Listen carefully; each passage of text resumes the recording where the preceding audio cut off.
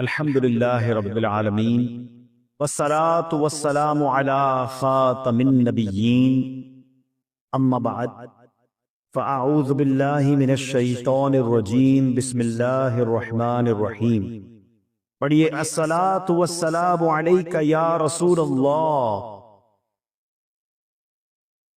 وعلی آلک واصحابک یا حبیب اللہ الصلاة والسلام علیک یا نبی اللہ وعلی آلک واصحابک یا نور اللہ نبیت سنت الاعتکاف۔ پیارے پیارے اسلامی بھائیوں اور مدنی چینل کے ناظرین، درود پاک پڑھنے کے بے شمار فضائل و برکات ہیں، بہت سارے واقعات، بہت سارے احادیث ہمیں فضائل درود میں ملتی ہیں۔ ایک بڑا ہی ایمان افروز واقعہ ہے۔ ابو حفص آغزی رحمت اللہ تعالی علیہ، یہ بہت بڑے سردار تھے۔ آپ کا جب انتقال ہوا تو کسی نے آپ کو خواب میں دیکھ کر پوچھا کہ آپ کے ساتھ کیا معاملہ ہوا؟ تو کہتے ہیں کہ اللہ پاک نے رحم فرمایا، میری بخشش فرما دی اور مجھے جنت عطا فرما دی۔ خواب دیکھنے والے نے پوچھا کہ یہ کس سبب سے ہوا، آپ پر یہ مہربانی کیسے ہو گئی؟ کہتے ہیں جب میں بارگاہ الہی میں حاضر ہوا تو اللہ پاک نے فرشتوں کو حکم دیا کہ اس کے گناہ شمار کرو، اس کے کتنے گناہ ہیں، گناہ کاؤنٹ کیے جائیں۔ کہتے میرے گناہوں کی گنتی فرشتوں نے شمار کی۔ پھر ارشاد ہوا کہ اب اس کے دنیا میں میرے محبوب علیہ الصلوۃ والسلام پر پڑھے گئے درود شمار کرو۔ تو کہتے میرے درود کتنا شروع کیے فرشتوں نے، بس ہوا یہ کہ وہ درود شریف میرے گناہوں سے زیادہ نکلے۔ اللہ پاک نے فرمایا بس اے فرشتوں کافی ہے، اس کا مزید حساب نہ لو، اسے میری جنت میں داخل کر دو۔ اللہ اکبر، قرب خدا ہو حاصل، جنت میں ہو وہ داخل، جس نے لکھا پڑھا ہے صلی علی محمد۔ جانے بھی دو ارم کو، ارم کہتے ہیں جنت کو، اے ہمیں جنت میں جانے دو۔ رضوان کون ہے؟ جو جنت کے دروازے پر، جو جنت کے یوں سمجھیے کہ گیٹ پر فرشتے مقرر ہیں، ان کو کہا جا رہا ہے کہ ہمیں جنت میں جانے دو، اے رضوان ہمیں روکو نہیں۔ جانے بھی دو ارم کو، رضوان نہ روک ہم کو، کیوں سینے پہ لکھ لیا ہے صلی علی محمد۔ جنت مقام ہوگا، دوزخ حرام ہوگا، گر دل پہ لکھ لیا ہے صلی علی محمد صلی اللہ علیہ وسلم۔ تو یہ کمال کا وظیفہ ہے، چلتے پھرتے اٹھتے بیٹھتے جتنا ہو سکے درود پاک کی کثرت کریں، اور جتنا درود پاک پڑھیں گے انشاءاللہ اتنی برکتوں کا نزول ہوگا۔ یہ مل کر محبت کے ساتھ باواز بلند درود پاک پڑھ لیں۔ صلو علی الحبیب صلی اللہ تعالی علی محمد صلی اللہ علیہ وسلم۔ حضرت علی بن حسین رضی اللہ تعالیٰ عنہ فرماتے ہیں ایک مرتبہ جمعہ کے اجتماع میں مسلمانوں کے چوتھے خلیفہ مولا کائنات مولا علی شیر خدا کرم اللہ تعالی وجہ الکریم نے یہ دعا مانگی، اللہم اصلحنا بما اصلحت بہ الخلفاء الراشدین۔ اے ہمارے پیارے اللہ پاک، ہماری ایسی اصلاح فرما جیسی تو نے خلفائے راشدین کی اصلاح فرمائی۔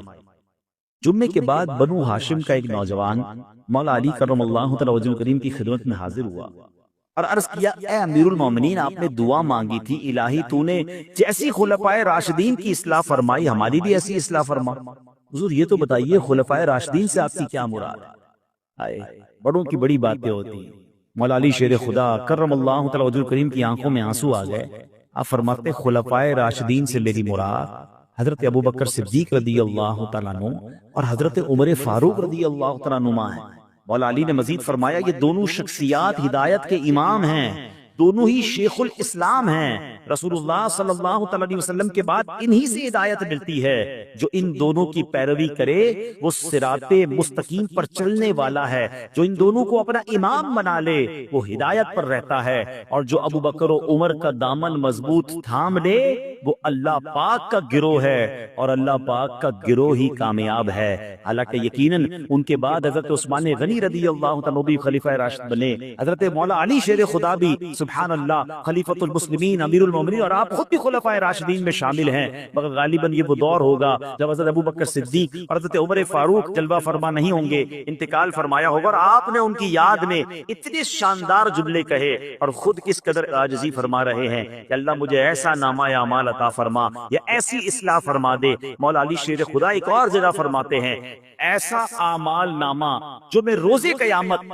اللہ پاک کے حضور لے کر حاضر ہونا چاہتا ہوں، ایسا اعمال نامہ مسلمانوں کے دوسرے خلیفہ حضرت فاروق اعظم رضی اللہ تعالیٰ کا ہے۔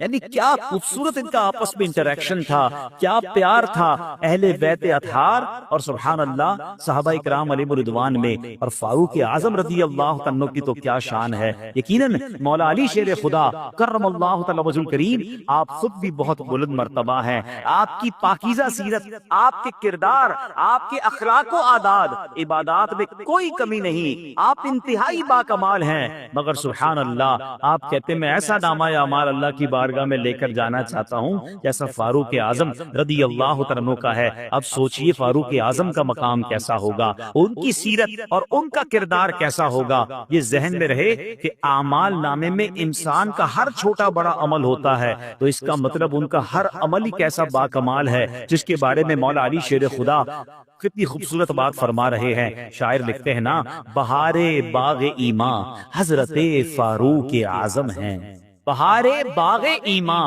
حضرت فاروق اعظم ہیں، چراغ بزم عرفاں حضرت فاروق اعظم ہیں، نمایاں آپ کی ہر ایک ادا سے شان فاروقی، خدا کی تیغ براں حضرت فاروق اعظم ہیں۔ حضرت فاروق اعظم وہ ہیں جو مراد رسول ہیں، صحابی رسول تو ہیں مگر آپ مراد رسول بھی ہیں۔ اللہ اکبر، نبی پاک نے گویا اللہ سے انہیں مانگا، یعنی آپ علیہ السلام نے دعا فرمائی کہ اے اللہ عمر کو اسلام کی دولت عطا فرما، اور حضرت عمر رضی اللہ عنہ پھر ایمان لائے۔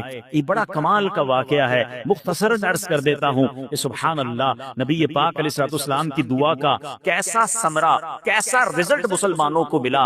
حضرت عمر رضی اللہ عنہ جب ایمان نہیں لائے تھے، اس وقت بھی آپ کے جلال اور آپ کی ہیبت کے چرچے تھے۔ آپ نے ایک بار تلوار نکالی، پتا چلا کہ مسلمانوں میں ایک نبی ہیں جو اللہ کی طرف بلاتے ہیں۔ آپ نے پلان کیا کہ میں اس نبی کو شہید کر دوں گا۔ اب اس ارادے سے گھر سے نکلے ایک صحابی رسول جنہوں نے ابھی تک اپنے ایمان کو ظاہر نہیں کیا تھا، وہ حضرت عمر سے ملے، کہا عمر کہاں کا ارادہ ہے؟ کہا مسلمانوں کے نبی کو معاذ اللہ شہید کرنے جا رہا ہوں۔ کہا اے عمر وہاں بعد میں جانا، پہلے ذرا اپنے گھر کی خبر لو، تمہاری بہن اور تمہارے بہنوئی بھی مسلمان ہو گئے ہیں۔ حضرت عمر اپنے گھر پہ پہنچتے ہیں، بہن کو اور بہنوئی کو دیکھتے ہیں کہ وہ قرآن کی تلاوت کر رہے ہیں، اور گھر میں جا کر آپ نے بہن اور بہنوئی کو بہت مارا، بہن کو زخم بھی لگ گیا، خون بھی نکلا، مگر وہ کمال کی بہن تھی، اس کا ایمان کیسا تھا، وہ کہتی اے عمر میرے ٹکڑے ٹکڑے کر دو، میں اللہ وحدہ لا شریک پر ایمان جو لائی ہوں اس سے میں متزلزل نہیں ہو سکتی، اس اسلام سے میں دور نہیں ہو سکتی۔ تھوڑی دیر بعد غصہ ٹھنڈا ہوا کہ ایسا کون سا مذہب ہے کہ میں مار بھی رہا ہوں، میرا ایک روب و دبدبا بھی ہے، یہ زخمی بھی ہو گئی ہے، مگر پھر بھی اسلام سے پیچھے ہٹنے کے لیے تیار نہیں۔ حضرت عمر نے کہا اچھا یہ تو بتاؤ تم جو کتاب پڑھ رہی تھی، میں گھر میں آیا تو کچھ مطالعہ چل رہا تھا،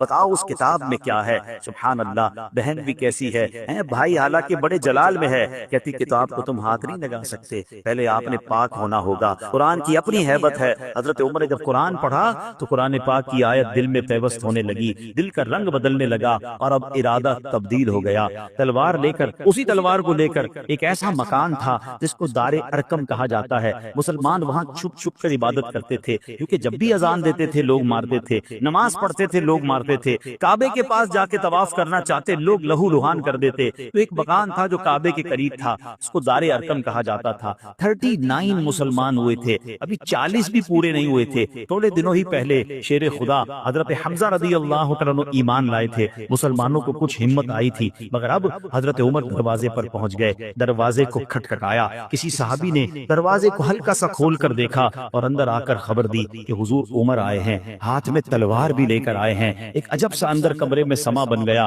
مگر حضرت حمزہ رضی اللہ عنہ، سبحان اللہ آپ کی جوان مردی کی بھی کیا بات ہے، آپ نے کہا آنے دو عمر کو، اگر اچھے ارادے سے آیا ہے پھر تو ٹھیک ہے، ورنہ عمر ہی کی تلوار ہوگی اور اسی کا سر ہوگا، مگر کمال دیکھیں، ذرا تصور تو جمائیے کہ جب دروازہ کھلا ہوگا، کونین کے والی رب کے حبیب اپنا چاند سے بھی زیادہ خوبصورت چہرہ جگمگاتے ہوئے جب دروازہ کھولا، حضرت عمر سامنے ہیں، نبی پاک ادھر ہیں۔ حضرت عمر نے جلوہ جانا دیکھا، نبی پاک علیہ السلام نے کچھ اس طرح فرمایا، اے عمر ایمان کیوں نہیں لے آتے؟ کب تک مجھ سے لڑتے رہو گے؟ اللہ اکبر، یہ الفاظ نکلنے تھے کہ حضرت عمر کی دل کی دنیا اور بدل گئی۔ کہتے ہیں اشہدو ان لا الہ الا اللہ واشہدو ان محمدا عبدہ ورسولہ۔ اللہ اکبر، حضرت عمر کا کلمہ پڑھنا تھا۔ صحابہ کرام کی خوشی کا عالم یہ ہے، حدیث کی کتابوں میں یہ الفاظ ہیں کہ تمام صحابہ نے بلند آواز سے نعرہ تکبیر بلند کیا، اور تکبیر کی آواز جو ہے وہ ایسی گونجی کہ مکے کے پہاڑ گونج اٹھے۔ لوگ حیران ہو گئے کہ مسلمانوں کو ہو کیا گیا ہے، یہ چھپ کر عبادت کرنے والے اتنی بلند آواز سے نعرے کیوں لگا رہے ہیں؟ ہر کوئی خوش تھا۔ سبحان اللہ، قرآن کے نور نے اور نبی پاک کے جلوے نے حضرت عمر کے سبحان اللہ دل کو بدل کر رکھ دیا۔ ایک اور خوبصورت شعر ہے اعلیٰ حضرت کا، سیدی اعلیٰ حضرت کہتے ہیں کہ حضرت عمر کے لیے نبی پاک دعا کیا کرتے تھے۔ وہ بڑا کٹھن وقت تھا، مسلمانوں کو مار پڑتی تھی۔ آج ہم پنکھوں میں بیٹھے ہیں، مسجد میں بیٹھے ہیں، کسی کو یہ خوف نہیں ہے کہ اذان کیسے ہوگی، ارے نماز پڑھیں گے تو کوئی مارنے تو نہیں آ جائے گا۔ آج کتنا آسان ہے ہمارے لیے رب کا نام لینا، کلمہ پڑھنا، نمازیں پڑھنا۔ ارے یہ وہ دور تھا کہ مسلمان اپنا ایمان بھی کسی پہ ظاہر نہ کر سکتے تھے۔ نبی پاک کا دل بہت جل رہا تھا، پیارے آقا بڑی تکلیف میں تھے۔ اعلیٰ حضرت کہتے ہیں ناریوں کا دور تھا، دل جل رہا تھا نور کا۔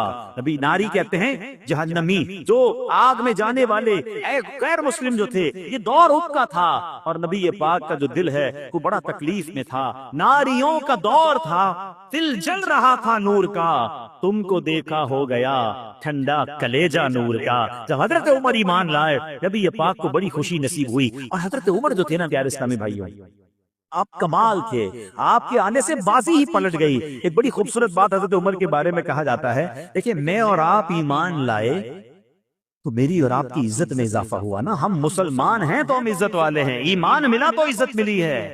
مگر حضرت عمر کی شان دیکھیں کہ آپ کے بارے میں آتا ہے، آپ جب سے ایمان لائے ہیں اسلام کی عزت میں اضافہ ہوا۔ ہائے ہائے کیسی ہستی ہیں۔ اچھا اب کیا ہوا؟ حضرت عمر سبحان اللہ کایا کیسے پلٹی، بازی کیسے پلٹی؟ آپ ابھی ایمان لائے ہیں، تھوڑی دیر پہلے تلوار لے کر آئے تھے۔ اچھا یہ بھی میں ایک بات بتا دوں، بڑی عشق والی بات ہے کہ کائنات میں ایک ہی ہستی ہے۔ ہاں نبی پاک کی شان دیکھو، میرے آقا کا جلوہ کیسا ہوگا، ان کا چہرہ مبارک کیسا ہوگا، ان کی باتیں کیسی ہوں گی کہ دنیا میں اور کوئی آپ کو نہیں ملے گا۔ لوگ ایسا ضرور ہوتا ہے کبھی کبھی کہ کسی کو مارنے کوئی جائے، لڑنے جائے، اور کوئی شریف سے آدمی نظر آئے، بندہ کہتا ہے چلو یار آپ کو میں چھوڑ دیتا ہوں۔ یہ تو پاسبل ہے کہ بندہ کسی سے لڑنے کی نیت سے جائے اور معاف کر دے، جھگڑے کی نیت سے جائے اور چھوڑ دے، گرفتار کرنے جائے اور نہ گرفتار کرے، یہ پاسبل ہے۔ اور ایسا کوئی دنیا میں نہیں آیا کہ جس کو کوئی گرفتار کرنے جائے اور ان کے جلوے کو دیکھ کر خود ان کے عشق میں گرفتار ہو جائے۔ ایسا کوئی نہیں آیا کہ تلوار لے کر معاذ اللہ شہید کر دے جائے اور اب انہی کو دیکھ کر ان کے قدموں پہ خود قربان ہونے کے لیے تیار ہو جائے۔ یہ صرف میرے آقا علیہ الصلوۃ والسلام کی ذات ہے۔ اور ایسے بہت سارے واقعات ہیں کہ دشمن آئے تھے، مارنے آئے تھے، گرفتار کرنے آئے تھے، مگر جلوہ جانا دیکھا، مصطفیٰ کریم کی پیاری باتیں سنی، اب آپ ہی کے قدموں میں قربان ہو گئے۔ حضرت عمر کہتے ہیں یا رسول اللہ، یہ وہی حضرت عمر ہیں کہ جب نماز پڑھنے لوگ جاتے تو یہ اس گروہ میں شامل ہوتے تھے جو مارتے تھے۔ کہتے حضور کیا ہم حق پر نہیں ہیں؟ ہم کیوں چھپ کر نماز پڑھتے ہیں؟ آئیے آج کھل کر نماز پڑھیں گے۔ اب کعبے کی طرف چلتے ہیں۔ اللہ اکبر، اب 40 مسلمان ہو گئے ہیں، 40 کا عدد پورا ہو چکا ہے۔ کبھی کبھی میں جب یہ روایت پڑھتے ہیں تو ایک منظر سا ذہن میں آتا ہے، آپ بھی ذرا تصور کیجئے یہ کیسا منظر ہوگا کہ جب دار ارقم کا دروازہ کھلا ہوگا، صحابہ بڑی ہمت کے ساتھ صفیں بنا کر کعبے کی طرف جا رہے ہیں۔ تھوڑی سی میں آپ کو لوکیشن بھی سمجھا دیتا ہوں، جو مکے مدینے گئے ہیں وہ جلدی سمجھ جائیں گے، ورنہ تفسیروں میں بھی لوگوں نے دیکھا ہے۔ تو یہ صفا مروہ ہے نا، صفا کی پہاڑی کے قریب ہی دار ارقم تھا، تو کتابوں میں لکھا ہے۔ تو یہاں سے کعبہ شریف اتنا دور نہیں ہے، یعنی 4 منٹ کی واک ہے، میکسیمم 5 منٹ کی واک ہے۔ تو اب سوچیے کتنا راستہ ہوگا۔ اب تو عمارت بن گئی، ورنہ اس وقت تو عمارت بھی نہیں تھی، ایک گھر ہوگا اور سامنے کعبہ ہوگا۔ تو مسلمان نکلے اس کمرے سے، اس گھر سے باہر نکلے، 40 مسلمان ہیں، اور سبحان اللہ ایک صف کی قیادت حضرت حمزہ کر رہے اور ایک صف کی قیادت حضرت عمر کر رہے۔ اور اللہ اکبر، جب یہ 2 صفیں کعبے کے سامنے گئی نا، تو کتابوں میں لکھا ہے وہ جو کفار تھے نا وہ کعبے کی گرد ہی بیٹھے رہتے تھے کہ دیکھیں مسلمان آئیں تو ان پر حملہ کرنا ہے، انہیں مارنا ہے، انہیں نماز نہیں پڑھنے دینی ہے، انہیں طواف نہیں کرنے دینا ہے۔ اللہ اکبر، حضرت عمر کے وہ تاریخی الفاظ فرماتے جس کو اپنی بیوی بیوہ کروانی ہو، اپنے بچے یتیم کروانے ہو میرے سامنے آ جائے، آج ہم کھل کر نماز پڑھیں گے، کھل کر عبادت کریں گے، اللہ اکبر سبحان اللہ، معاملہ ہی پلٹ گیا اور اس کے بعد مسلمانوں کو عروج ملنا نصیب ہوا۔ یہ شان ہے حضرت فاروق اعظم کی، سبحان اللہ۔ آپ کو یاد رکھیے، آپ کی قبول اسلام کے بعد ہی مسلمانوں نے حرم پاک میں اعلانیہ نماز ادا کی۔ پیارے آقا علیہ الصلوۃ والسلام نے حضرت عمر کو اپنا وزیر فرمایا، آپ اللہ پاک کے پیارے ہیں، آپ کے اسلام قبول کرنے پر صرف مسلمانوں نے نہیں، فرشتوں نے بھی خوشی منائی۔ بارگاہ رسالت سے آپ کو فاروق کا لقب ملا۔ فاروق کا معنی ہے حق اور باطل میں فرق کر دینے والا۔ قرآن کریم کی 20 کے قریب آیات ایسی ہیں جو آپ کی رائے کے موافق نازل ہوئی۔ اللہ اکبر، یہ مرتبہ تو سوچیں، آپ مشورہ دیا کرتے نبی پاک کو کہ حضور اسلام میں یہ ایسا ہونا چاہیے یا حضور یہ نہیں ہونا چاہیے۔ 20 مقامات ایسے ہیں کہ حضرت عمر نے مشورہ دیا، جبریل امین وہی حکم قرآن کی آیت لے کر نازل ہو گئے۔ اللہ اکبر۔ آپ رضی اللہ تعالیٰ عنہ اسلام کی تمام اہم منصوبہ بندیوں میں اللہ پاک کے حبیب لبیب صلی اللہ تعالیٰ علیہ وسلم کے خصوصی مشیر رہے۔ ساری زندگی حضور جان کائنات فخر موجودات صلی اللہ تعالیٰ علیہ وسلم کی خدمت میں گزاری۔ خلیفہ اول حضرت ابوبکر صدیق رضی اللہ تعالیٰ کی وفات کے بعد حضرت عمر مسلمانوں کے خلیفہ اور امیر المومنین رہے۔ سبحان اللہ، کیا شان ہے آپ کی۔ شاعر لکھتے ہیں، پس صدیق اکبر مصطفیٰ کے سب صحابہ میں، پس صدیق اکبر مصطفیٰ کے سب صحابہ میں ہے بے شک سب سے اونچا مرتبہ فاروق اعظم کا۔ آخر کار مسجد نبوی میں نماز فجر پڑھاتے ہوئے ایک غیر مسلم نے خنجر کے وار کے ساتھ آپ پر حملہ کیا، اس سے آپ زخمی ہوئے اور مدینہ پاک میں شہادت کی موت ان کو نصیب ہوئی۔ حضرت عمر کی ایک دعا بھی تھی، اللہ نے یہ دعا کیسے قبول کی؟ آپ ایک دعا کیا کرتے، آؤ ہم بھی حضرت عمر کی وہ دعا کرتے ہیں، اللہ ان کے صدقے وہ دعا ہمارے حق میں بھی قبول فرما لے۔ آپ دعا کیا کرتے، اللہم ارزقنی شہادتا فی سبیلک واجعل موتی فی ولد حبیبک۔ کیا ترجمہ ہے؟ اے اللہ مجھے تیری راہ میں شہادت عطا فرما اور تیرے حبیب کے شہر میں موت نصیب فرما۔ تو سبحان اللہ، شہادت بھی ملی اور مدینہ منورہ میں ملی، اور پھر سبحان اللہ آپ کو تدفین کہاں ملی؟ آئے ہائے، آپ کو نبی پاک علیہ السلام کے قبر منور کے برابر میں حضرت ابوبکر صدیق رضی اللہ عنہ کے پہلو میں سبحان اللہ آپ کو تدفین نصیب ہوئی۔ اب ذرا سوچئے تو صحیح، یہاں ایک اور عشق والی بات بتاؤں جس سے اندازہ ہو کہ ان صحابہ کا مرتبہ کیسا۔ علماء فرماتے ہیں کہ جس بندے کا جہاں وصال ہونا ہوتا ہے نا، جہاں تدفین ہونی ہوتی ہے، وہیں کی مٹی سے اس کی تخلیق ہوتی ہے، یعنی بندے کو اسی مٹی سے بنایا جاتا ہے جہاں اس نے دفن ہونا ہوتا ہے۔ ٹھیک ہے، وہ ایک جملہ سنا ہوگا نا، پہنچی وہیں تے خاک جہاں کا خمیر تھا۔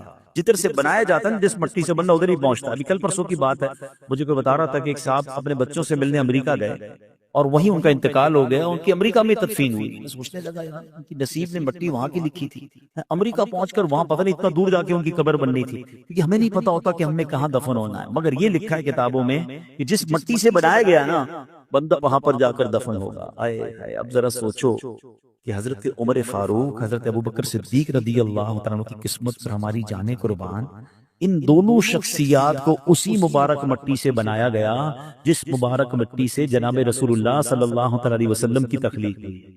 جبھی تو نبی پاک کے برابر میں حضرت ابوبکر صدیق ہیں، پھر حضرت عمر فاروق موجود ہیں، تو یہ کیا شان ہے۔ سبحان اللہ، حیاتی میں تو تھے ہی خدمت محبوب خالق میں، زندگی میں تو سرکار کے ساتھ ہی تھے نا، حیاتی میں تو تھے ہی خدمت محبوب خالق میں، مزار اب بھی ہے قریب مصطفیٰ فاروق اعظم کا۔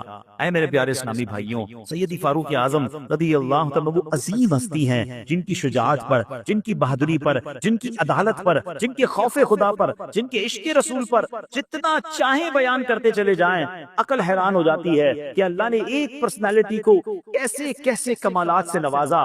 آدھی دنیا پر آلموسٹ آپ کی حکومت تھی اور ایک ایسا عدل کا نظام آپ نے قائم کر کے رکھ دیا کہ آج بھی صرف صرف مسلمان نہیں غیر مسلموں کی عدالت میں فاروق لا پڑھایا جاتا ہے، بلکہ کئی مورخین لکھتے ہیں کہ اگر مسلمانوں کو ایک اور عمر مل جاتا تو پوری دنیا میں اسلام پھیل جاتا اور مسلمان ہی مسلمان ہوتے۔ اللہ اکبر، حضرت عمر فاروق کی شان وہ ہے، مگر آج ہم حضرت فاروق اعظم کی ایک اور خوبصورت شان، ایک اور خوبصورت انداز سیکھنے کی کوشش کریں گے، اس پر نارملی تھوڑی سی کم بات ہوتی ہے۔ آج اس موضوع کو ڈسکس کریں گے اور اس پہ ہم سب کے لیے بہت ساری باتیں ہیں۔ ذرا سوچئے مرتبہ کیا ہے کہ سرکار دو عالم علیہ السلام فرماتے ہیں کہ اگر میرے بعد کوئی نبی ہوتا تو وہ عمر ہوتا۔ یہ وہ شخصیت ہیں، مگر اس شخصیت کی عاجزی اور انکساری کا عالم کیا تھا، وہ شخصیت کتنا ڈاؤن ٹو ارتھ اور کتنا ہمبل تھے، کس قدر وہ جناب عاجزی کے ساتھ زندگی گزارتے اور اللہ کی بارگاہ میں پیش ہونے سے کس قدر ڈرا کرتے تھے۔ تو آج انشاءاللہ ان کی زندگی کے اس پہلو کے بارے میں کچھ ہم سمجھنے کی کوشش کرتے ہیں، اور اللہ کرے کہ ہم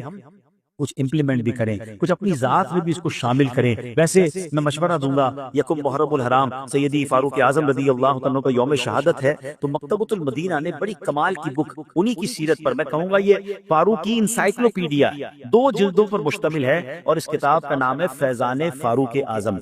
ٹھیک ہے، خریدنے تو بہت اچھی بات ہے، نہیں خریدنی ہے تو dawatIslami.net سے فری میں ڈاؤن لوڈ کرنے، مگر ضرور پڑھیں۔ آپ کو اندازہ ہوگا کہ سبحان اللہ، اللہ نے ان کو کیسا مرتبہ عطا فرمایا اور کتنے کمالات سے نوازا تھا۔ سبحان اللہ، شعر میں ہے نا، بے شک نئے توحید سے سرشار عمر ہے سب کو پتا پر توئے سرکار عمر ہے، سیرت میں نمایاں ہیں شہ دین کے جلوے، اخلاص کا پیکر ہے وفادار عمر ہیں۔ سبحان اللہ، حضرت فاروق اعظم رضی اللہ عنہ نے ایک بار، اب ذرا غور سے سنیے، صحابہ کرام کو اعلان کروایا، مدینے میں اعلان کر دیا کہ سب لوگ مسجد میں جمع ہو۔ آپ کا دور خلافت تھا، سارے لوگ جمع ہو گئے کہ اب کوئی بڑا اناؤنسمنٹ ہونے والا ہے، لگتا ہے کوئی بڑی بات ہونے والی ہے۔ صحابہ کرام جمع ہو گئے، ایک جمگٹا جمع ہو گیا۔ آپ مسجد کے منبر پر تشریف لائے، حمد و ثنا کے بعد اللہ پاک کی تعریف بیان کی، اللہ کی ثنا بیان کی، پھر فرمایا اے لوگوں، میں نے اپنے متعلق غور کیا تو مجھے یاد آیا کہ ایک وقت وہ بھی تھا کہ جب اپنی خالہ کی بکریاں چرایا کرتا تھا، ان کے کنویں سے پانی نکالا کرتا تھا، میرے اس کام پر میری خالہ مجھے مٹھی بھر کھجوریں دیا کرتی تھی۔ اپنی باتیں کہی، ممبر سے نیچے آ گئے۔ جیسے لوگ انتظار کر رہے ہیں کہ ابھی کوئی اہم بات ہوگی، ابھی کوئی واقعہ ہوگا، ابھی کوئی اعلان ہوگا۔ فاروق اعظم رضی اللہ عنہ نے بات ختم کی اور ممبر سے نیچے آ گئے۔ حضرت عبد الرحمن بن عوف عظیم صحابی، اور کہا حضور ایک بات تو بتائیں، آپ نے ہم سب کو یہ بتانے کے لیے جمع کیا تھا، وہاں پر کھجوریں جب آپ کو ایک مٹھی ملا کرتی تھی، بکریاں چراتے تھے، یہ تو کوئی آپ کی نجی سی بات ہے، آپ نے اس بتانے کے لیے ہم سب کو جمع کیا۔ ہائے، اب ذرا سنیے گا، خلیفۃ المسلمین امیر المومنین فاروق اعظم رضی اللہ عنہ کیا فرماتے ہیں؟ فرماتے میں تنہائی میں بیٹھا تھا تو مجھے میرے نفس نے کہا اے عمر، اب تم امیر المومنین ہو، سب مسلمانوں کے خلیفہ ہو، تمہارے اور خدا کے درمیان اس وقت اور کوئی واسطہ نہیں ہے، بس تم ہی سب سے افضل ہو۔ فرمایا جب میرے نفس نے مجھے یوں وسوسہ دلایا تو میں نے آپ سب کو جمع کر کے اپنی پرانی یاد آپ سب کے سامنے بیان کر دی اور اپنے نفس کو اپنی اوقات یاد دلا دی۔ آپ ذرا سوچے تو صحیح، کہہ رہے میں بتا دوں آپ لوگوں کو میں کیا تھا، میں تو بکریاں چرانے والا، میں تو مزدوری کرنے والا، مجھے نفس نے کہا تم بہت بڑے ہو گئے ہو، تو میں نے سوچا سارے ہی مسلمانوں کو جمع کر کے بتا دوں کہ میری اوقات کیا ہے۔ اللہ اکبر، ہم سوچ سکتے ہیں ایسے؟ لوگ اپنا ماضی بھولتے ہیں، بھلا دیتے ہیں، بتاتے بھی نہیں کسی کو، ہاں کوئی پتا ہے تو مانتے بھی نہیں ہے کہ نہیں میں نہیں تھا، کوئی اور تھا جس کو آپ نے دیکھا ہوگا فلاں غریب علاقے میں، آج تو نام ہو گیا نا۔ نہیں، یہ نفس کی چالوں سے بچنے والی شخصیت، کاش یہ بات سمجھ آ جائے۔ اے میرے پیارے اسلامی بھائیوں، اتنے بڑے مرتبے پر ہیں، لیکن فاروق اعظم رضی اللہ عنہ نے کیسا خود پسندی کا علاج کیا۔ یہ اللہ کریم کی کتنی خاص آپ پر نعمت ہے، اور کیا نفس کو بتایا کہ اے نفس جو آج تو تجھے رتبہ میسر ہے اس پر غرور مت کرنا، یہ سب اللہ پاک کی کرم نوازی ہے، اس کی عنایت ہے، ہمیشہ اس کے حضور عاجزی کرتے ہوئے شکر کا سر جھکائے رکھنا۔ وہ کہتے ہیں نا کاش اپنی اوقات یاد رہے انسان کو کہ میں کہاں تھا، اگر اللہ نے عزت دے دی، اللہ نے دولت دے دی، اللہ نے مقام دے دیا، لوگ پرانے دوستوں کو بھول جاتے ہیں، لوگ غریب رشتہ داروں کو بھول جاتے ہیں، اور جناب اپنی بڑائی میں بہت زیادہ خوشی محسوس کرتے ہیں۔ کاش اللہ کے نیک بندوں کے صدقے ہمارے اندر بھی عاجزی اور انکساری آ جائے، اور خود پسندی کی عادت ہم سے نکل جائے. ہمیں تو یہ پتہ ہی نہیں ہے کہ ہمارا حال کتنا برا ہے. ذرا سوچئے نا, کیا اول تو یہ کہ ہمیں نفس کی چالوں کی خبر بھی نہیں ہوتی, اور حال یہ ہے کہ ہم گناہ گار ہیں. ہمارا وہ مقام نہیں جو فاروق اعظم کا تھا, ہماری عبادتیں اس درجے کی نہیں جس درجے کی عبادت فاروق اعظم کی تھی, ہمارا کردار بھی ویسا نہیں جیسا ان کا تھا, ہمارے اخلاق بہت دور ہیں. فاروق اعظم کے اخلاق کیسے تھے, دنیاوی لحاظ سے بھی ہمارا مقام ایسا نہیں. ہم میں کون ہے جو امیر المومنین یہ جناب مسلمانوں کا لیڈر ہے؟ آپ لیڈر آف دا مسلم تھے, مگر سبحان اللہ, نفس کی چالیں جب ان ایسے لوگوں پر اگر شیطان حملہ کرنا چاہتا ہے تو وہ کیسا جواب دیتے ہیں. ہمیں تو نفس کی چالوں کا پتہ ہی نہیں ہے, اس کی چالوں میں آ جاتے ہیں, اس کی بیماریاں ہمارے اوپر حملہ آور ہو جاتی ہیں. ہمیں اندر سے آواز آتی ہے تم تو بڑے اچھے ہو, ہم مان لیتے ہیں. اندر سے آواز آتی ہے تم تو بڑے بڑے نیک ہو, ہم اس کو مان لیتے ہیں. اندر سے آواز آتی ہے تم تو جاندار شاندار آدمی ہو, ہم مان لیتے ہیں. اللہ اکبر. نفس کہتا ہے تم لاکھوں میں نہیں کروڑوں میں ایک ہو. ہم اندر ہی اندر اپنے آپ کو مان لیتے ہیں. ہمیں اندازہ بھی نہیں ہوتا کہ ہمیں نفس ورغلا رہا ہے. ہمارا نفس ہمیں خود پسندی, تکبر, غرور اور باطنی بیماریوں میں مبتلا کرتا ہے. ہمیں تو سچی بات ہے باطنی بیماریاں کیا ہیں یہ بھی نہیں پتا. اللہ اکبر. ہمیں جب کتابوں کا مطالعہ کرتے ہیں تو پتا چلتا ہے کہ 50 کے قریب باطنی بیماریاں, جو بیماریاں دل کے اندر ہوتی ہیں نظر نہیں آتی. ایک تو وہ جسمانی بیماریاں جو ڈاکٹر پہچان لیتا ہے, یہ باطنی بیماریاں وہ جس کا علم سیکھنا ضروری ہے. مگر ہائے افسوس, ہمیں پتہ ہی نہیں بیماریاں کون سی, تو علاج کہاں سے کریں گے, اس کے طریقے کہاں سے ڈھونڈیں گے. اے میرے پیارے اسنائپر, ایک اور بڑی اہم بات سنیے گا. جتنی باطنی بیماریاں ہیں نا, اس کی سٹارٹ کہاں سے ہوتی ہے؟ یہ صرف پہلے شروع میں خیالات آتے ہیں, دل ہی دل میں سوچ ابھرتی ہے, میں تو اتنا اچھا ہوں, میں تو یہ بھی کرتا ہوں, میں وہ بھی کرتا ہوں, میرے اندر یہ بھی خوبی ہے, میرے اندر وہ بھی خوبی ہے. آہستہ آہستہ یہ خیالات جھڑ پکڑ لیتے ہیں, پھر دل اس بات کو ماننے لگ جاتا ہے. انسان تو اسی خیال میں رہتا ہے کہ میں سب سے سپیریئر ہوں, میں بہت نیک ہوں, میں بڑا عبادت گزار ہوں, اور اپنے آپ کو بندہ کچھ سمجھنے لگ جاتا ہے. یاد رکھیے اسی طرح تکبر ہے, حب جا کی خواہش ہے, تعریف کی خواہش ہے, حرص ہے, لمبی امیدیں ہیں, یہ مرد کی صورت اختیار کر جاتے ہیں. فاروق اعظم کے علم کا کمال دیکھیے. یاد رکھیے آپ کے دل میں یہ خیال آنا بیماری نہیں تھی, جرم نہیں تھا, گناہ نہیں تھا, مگر آپ چونکہ نفس کی چالوں سے پوری طرح واقف تھے, آپ نے نفس کی چال کو جڑ سے ہی پکڑ لیا اور اس کا خاتمہ کر دیا. اللہ فاروق اعظم کے اس پاکیزہ دل کے صدقے ہمیں اپنے دل کو صاف کرنے کی توفیق عطا فرمائے, یہ علم بھی سیکھنا نصیب فرمائے, اور اس کی چالوں کو جان کر اس کا مقابلہ کرنے کی بھی توفیق عطا فرمائے. اے میرے پیارے اسلامی بھائیوں, قرآن مجید فرقان حمید اس نفس کی چالوں کو جو لوگ سدھارتے ہیں, جو اپنے آپ کو بچاتے ہیں, اس بارے میں قرآن ہماری کیا رہنمائی کرتا ہے. اللہ کا پاک کلام فرماتا ہے قد افلح من زکاہا وقد خواب من دساہا. قرآن کہتا ہے بے شک جس نے نفس کو پاک کر لیا وہ کامیاب ہو گیا, اور بے شک جس نے نفس کو گناہوں میں چھپا دیا وہ ناکام ہو گیا. اے پیارے اسلامی بھائیوں, اس آیت کریمہ میں صاف صاف یہ اعلان کر دیا گیا کامیاب وہی ہے جو اپنے نفس کو سدھار لیتا ہے, اور جو اسے نہ سدھار سکے وہ ناکام و نامراد ہے. سرکار دو عالم صلی اللہ تعالی علیہ وسلم نے ایک بار ایک لشکر جنگ سے واپس آیا, ذرا سنیے گا. تو نبی پاک علیہ السلام نے فرمایا خوش آمدید, تم چھوٹی جنگ سے بڑی جنگ کی طرف آئے ہو, لڑائی کر کے آئے, لشکر سے آئے. تو عرض کی گئی حضور بڑی جنگ کیا ہے, ہم تو جہاد کر کے آ رہے ہیں. ارشاد فرمایا مجاہدۃ العبد ہوا, یعنی بندے کا اپنے نفس سے لڑنا یہ بڑی جنگ ہے. ہاں, بندہ جو ہے نا اپنے خیالات, اپنی سوچیں, اپنی خواہشات سے اگر لڑائی کر لے یہ بڑی جنگ ہے. ایک اور جگہ نبی پاک فرماتے ہیں المجاہد من جاہد نفسہ فی طاعت اللہ, یعنی مجاہد وہ ہے جو اللہ پاک کی اطاعت میں نفس سے لڑتا ہے. اللہ پاک ہمیں توفیق بخشے. نفس کو سدھارنا بھی ایک کام ہے, اپنے اندر کے عیب ڈھونڈنا اور انہیں درست کرنا ہماری ذمہ داری ہے, بلکہ سچی بات یہ ہے یہ اصل ذمہ داری ہے. امیر اہل سنت بڑی پیاری دعا کرتے ہیں نا, فخر و غرور سے تو مولا مجھے بچانا, فخر و غرور سے تو مولا مجھے بچانا, یا رب مجھے بنا دے پہ کر تو عاجزی کا. اللہ اکبر. فاروق اعظم رضی اللہ عنہ کا ایک اور واقعہ سنیں. آپ کے شہزادے حضرت عبداللہ ابن عمر فرماتے ہیں ایک مرتبہ فاروق اعظم نے پانی کا مشکیزہ اپنے کاندھوں پر اٹھا لیا. آپ خلیفۃ المسلمین تھے, آپ تو چاہتے کئی خادم یہ کام کرتے, تو آپ سے عرض کی کہ حضور آپ رہنے دیجئے, ہم یہ کام کر لیتے ہیں, آپ مشکیزہ اٹھا رہے ہیں. تو آپ نے کیا کہا, فرمایا ان نفسی اعجبتنی فاردت ان اذلها، یعنی میرے نفس نے مجھے خود پسندی پہ مبتلا کر دیا تو میں نے اسے نیچا دکھانے کی ٹھان لی۔ کیسی عاجزی ہے آپ کا، آپ کے اندر کہاں سے خود پسندی آ سکتی ہے؟ آپ تو بخشے بخشائے ہیں، مگر ہماری کیسی تربیت ہے۔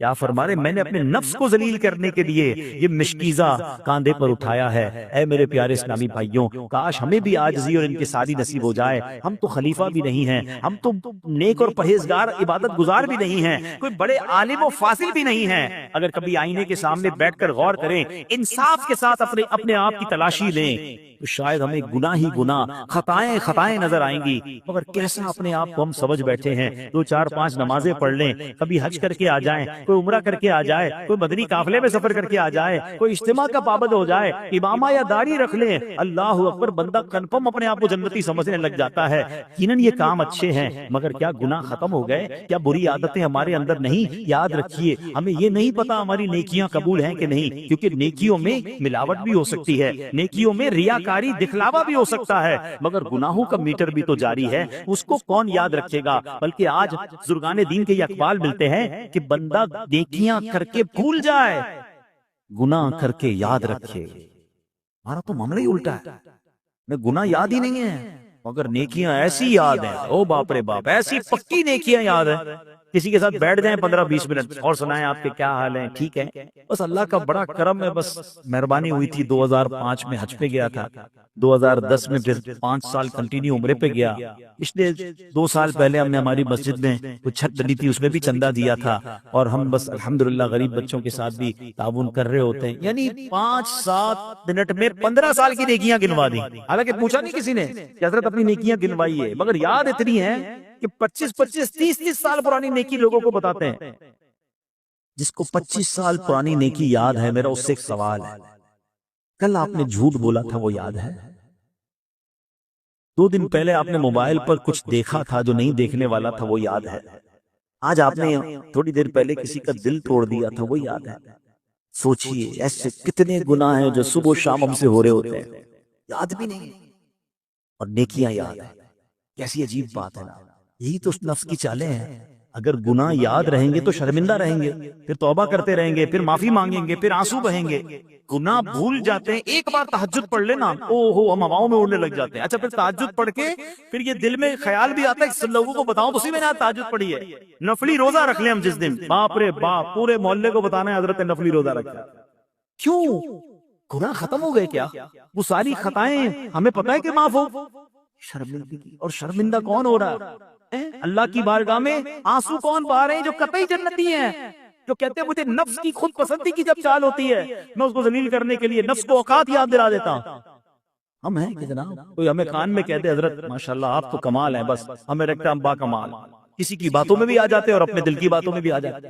کاش یہ بات دل میں بیٹھ جائے، میں سب سے برا ہوں نگاہ۔ بڑا خوبصورت کہتے ہیں نا علماء کرام نے ایک بہت خوبصورت انداز لکھا کہ انسان ہر بندے سے اپنے آپ کو حقیر جانے، گناہگار جانے، پھر عاجزی آتی ہے۔ مثال کے طور پر انہوں نے لکھا کتابوں میں کہ کوئی شخص آپ سے عمر میں بڑا ہے، آپ کہیں یار اس کی تو عمر زیادہ ہے، مجھ سے زیادہ ہی نہیں کیا ہوں گی اس کی، میں تو اس سے کم ہوں۔ اچھا کوئی عمر میں چھوٹا ہے تو آپ سوچیں یہ چھوٹا ہے تو اس کے تو گناہ کم ہوں گے، میری عمر زیادہ ہے میرے گناہ زیادہ ہیں پھر بھی میں اس سے کم ہوں۔ کوئی عمر میں برابر ہے تو کہیں یار یہ اچھا ہوگا، مجھے میرے گناہ پتہ ہیں کتنے زیادہ، یہی اچھا ہوگا۔ یعنی ہر موقع پر اپنے آپ کو کم تر سمجھ رہا ہے، اور ہمارے یہاں حال یہ کہ ہر موقع پر اپنے آپ کو اوپر سمجھنا ہے، نہیں یار اس سے تو میں اچھا ہی ہوں، ان کو کیا پتا جو مجھے پتا ہے، میں نے کون کون سی نیکیاں کی ہیں میں جانتا ہوں۔ یہ وہ نفس کی چال ہے جو ہمیں پتہ ہی نہیں ہے۔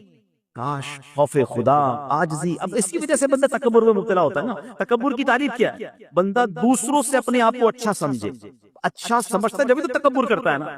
بندہ سمجھے میں ہوں ہی برا آدمی، میں قابل ہی نہیں ہوں کسی کے، اللہ کی مہربانی، اللہ نے عزت دے دی کہ نہیں، آج تو جناب سب کچھ میں نے کیا ہے، میں یہاں تک پہنچا ہوں، میری تعلیم، میرا مرتبہ، میری محنت، کچھ بھی میرا اور آپ کا نہیں، یاد رکھیے سب اللہ کا دیا ہوا۔ یہ رب کی مہربانی ہے، جب چاہے وہ واپس لے سکتا ہے، یاد رکھیے۔ وَتُعِزُّ مَن تَشَاءُ وَتُذِلُّ مَن تَشَاءُ بِيَدِكَ الْخَيْرُ، اللہ جسے چاہے عزت دے، اور جب کسی کو رب ذلیل کرے نا تو اسے کوئی عزت نہیں دے سکتا۔ یہ دیکھیں کیسی عاجزی والی شخصیات ہے، کیوں نہ کریں۔ سرکار دو عالم علیہ الصلوۃ والسلام عاجزی کے کیسے فضائل بیان فرماتے، جو بھی اللہ پاک کے لیے عاجزی اختیار کرتا ہے اللہ پاک اسے بلندی عطا فرما دیتا ہے۔ اچھا یہ بھی شیطان کا وار ہے، لوگ کہتے ہیں یار ذرا ڈاؤن ٹو ارتھ رہیں گے، غریبوں کے ساتھ ملتے رہیں گے، اس طرح جناب زمین پر بیٹھ کے لوگوں کے ساتھ باتیں کریں گے، تھوڑا رکھ رکھاؤ نہیں رکھیں گے، پھر عزت کیسے بنے گی؟ یہ بے وقوفی ہے آپ کی۔ آپ دیکھ لیں جتنے علماء کرام بزرگان دین نے عاجزی اختیار کی، ان کی ان عاجزی کی وجہ سے اللہ نے اور بلندی عطا فرما۔ ہم کہیں اور نہیں جاتے، بانی دعوت اسلامی، شیخ طریقت، ہم سب کے دلوں کی دھڑکن امیر اہل سنت کو دیکھیں، کتنے ہمبل، کتنے عاجزی والے ہیں، ان کے لباس دیکھیں، ان کا انداز دیکھیں، ان کی گفتگو دیکھیں، وہ ہر وقت یہ کہہ رہے ہوتے ہیں کتنی عاجزی والے۔ مجھے میں علماء کرام سے پوچھ کے بتاتا ہوں، میری یہ بات اچھا ایسا کرے اس کو ڈیلیٹ کر دیں، آپ بہت پیارے انداز میں گفتگو فرماتے، کبھی محسوس نہیں ہونے دیتے کہ آپ اپنے آپ کو اپر سائڈ پر رکھتے ہیں، مگر کیا اس سے ان کی عزت کم ہو گئی؟ ارے ہمارے دلوں میں ان کی عزت اور بڑھ گئی، وہ بچے سے بھی پیار سے بات کر رہے ہیں، نوجوان سے بھی پیار سے بات کر رہے ہیں، بزرگوں کو بھی شفقت فرما رہے ہیں۔ کاش یہ رول ماڈل ہمارے سامنے، یعنی حدیث پڑھیں اور ان کو دیکھ لیں۔ یار عاجزی اختیار کرنے سے عزت کم نہیں ہوتی ہے، اللہ بلندی عطا فرماتا ہے۔ ہم چاہتے نہیں، ہم کرو فر تکبر روب دبدبے سے عزت بڑھائیں گے، ہم غلط راستہ چن رہے ہیں۔ عزت ملتی ہی اس چیز میں ہے جس میں نبی پاک علیہ الصلوۃ والسلام کے نقش قدم اور ان کے بتائے ہوئے طریقے پر بندہ عمل کرے۔ ایک اور حدیث سنیے، اللہ کے حبیب علیہ الصلوۃ والسلام فرماتے ہیں التواضع لا یزید العبد الا رفعۃ فتواضعوا یرفعکم اللہ۔ آقا فرماتے ہیں عاجزی بندے کو صرف بلندی ہی عطا کرتی ہے، بس عاجزی اختیار کرو اللہ پاک تمہیں بلند رتبہ عطا فرما دے گا۔ پھر کنفرم ہو گیا نا کہ عاجزی ہی بلندی کا راستہ ہے، تکبر بلندی کا راستہ نہیں ہے، خود پسندی بلندی کا راستہ نہیں ہے۔ کہتے ہیں نا دانا خاک میں مل کر گلے گلزار ہوتا، دانے کو جب خاک میں ملاتے تو پھول کھلتے ہیں نا، تو خاک میں ملنا پڑتا ہے، پھر دیکھیں کیسے برکتیں نصیب ہوتی ہیں۔ بڑی خوبصورت بات بابا بلے شاہ فرماتے ہیں، بڑوں کی بڑی باتیں ہوتی ہیں نا۔ آپ لکھتے ہیں مٹی داتوں مٹی ہونا آدی بلے بلے، مٹی داتوں مٹی ہونا کادی بلے بلے، اج مٹی دے اتے بندیا کل مٹی دے تھلے۔ کیا کمال کی بات فرماتے، کیا ہے مٹی سے بنا ہوا، ٹھیک ہے، اور ہونا بھی مٹی ہے، پھر کس بات کی بلے بلے، پھر کس بات کا غرور ہے، پھر کس بات کی اڑان ہے۔ اج مٹی دے اتے بندیا، اے بندے آج مٹی کے اوپر ہے، کل مٹی دے تھلے، کچھ دنوں بعد تجھے مٹی میں چلے جانا ہے۔ جس کو مٹی نے جانا ہو اس کو تکبر کرنا کیسا؟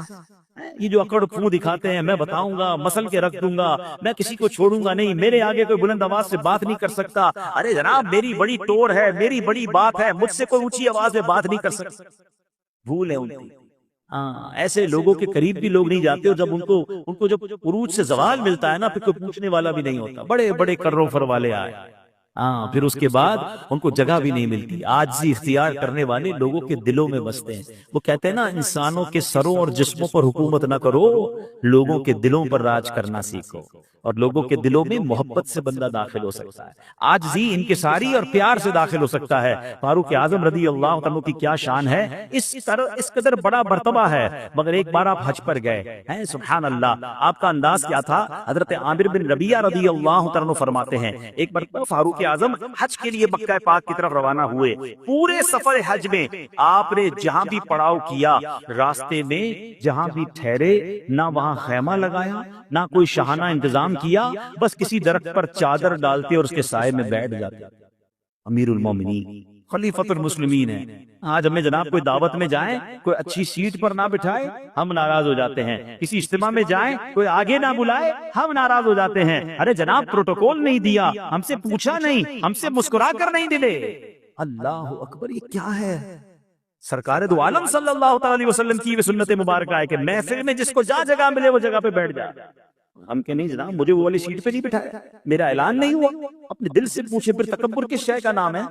یہ حب جان نہیں ہے، یہ میری واہ واہ ہو اس کی تمنا نہیں ہے۔ فاروق اعظم ہے، خیمے کی بجائے چادر لگاتے اور نیچے درخت کے نیچے بیٹھ جاتے۔